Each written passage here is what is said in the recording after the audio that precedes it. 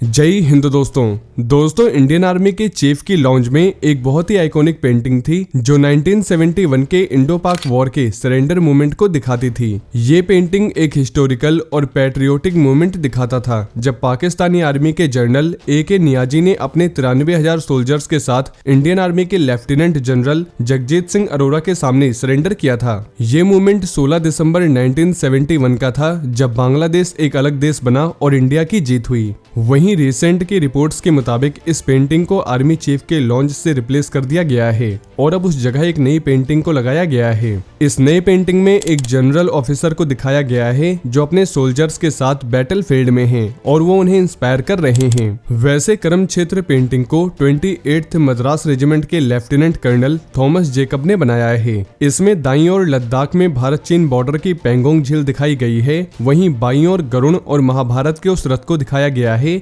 जिस पर अर्जुन सवार हैं और उसके सारथी भगवान कृष्ण हैं। पेंटिंग में बैकग्राउंड में बर्फ से ढके पहाड़ और बीच में मौर्य काल के रणनीतिकार चाणक्य को दिखाया गया है। इसके अलावा सेना में इस्तेमाल किए जाने वाले हथियारों truck, T-90 tank, boat, drone, Kalyani M4 और हेलीकॉप्टर जैसी हाईटेक चीजों को दिखाया गया है। इस नई पेंटिंग का नाम फील्ड ऑफ डेट्स यानी करम क्षेत्र रखा गया है। वैसे इसको लेकर सेना और डिफेंस मंत्रालय की ओर से कोई ऑफिशियल स्टेटमेंट जारी नहीं किया गया है। वहीं दोस्तों इस डिसीजन के पीछे एक सिंपल लॉजिक दिया गया है कि नई पेंटिंग का मकसद है इंडियन आर्मी के डायनेमिक और मॉडर्न आउटलुक को दिखाना। इसका मतलब है कि आर्मी सिर्फ अपने हिस्ट्री पर ही फोकस नहीं कर रही बल्कि नए चैलेंजेस और मॉडर्न वॉरफेयर के लिए अपने आप को तैयार कर रही है।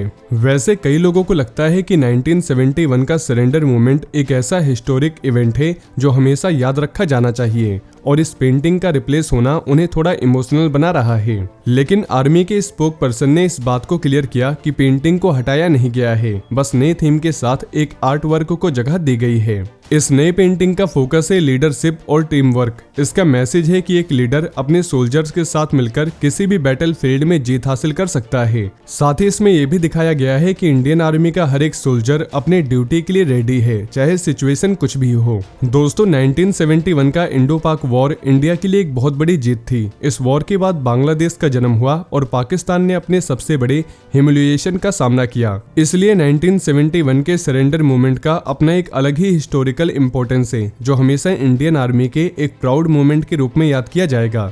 वैसे 1971 वाली आइकॉनिक पेंटिंग को Indian army chief general Upendra Dwivedi installs में मानेकशॉ सेंटर न्यू दिल्ली में लगाया गया है। वहीं आर्मी चीफ की लॉन्च में पेंटिंग का रिप्लेस होना एक नॉर्मल प्रोसेस है जो टाइम के साथ होता है। इसका मतलब ये नहीं है कि 1971 के सरेंडर मूवमेंट को भुला दिया गया है, बल्कि इस नए पेंटिंग के जरिए आर्मी का मॉडर्न और प्रोग्रेसिव अप्रोच दिखाया गया है जो नए सोल्जर्स को इंस्पायर करेगा। ये बात हमें समझनी चाहिए कि इंडियन आर्मी अपने हेरिटेज और मॉडर्निटी के बीच एक बैलेंस बनाकर चल रही है। तो दोस्तों मुझे उम्मीद है अब आप ये समझ गए होंगे कि इस पेंटिंग को क्यों चेंज किया गया है।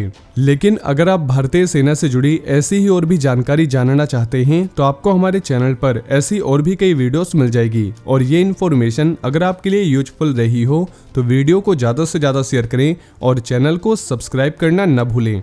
जय हिंद, जय भारत।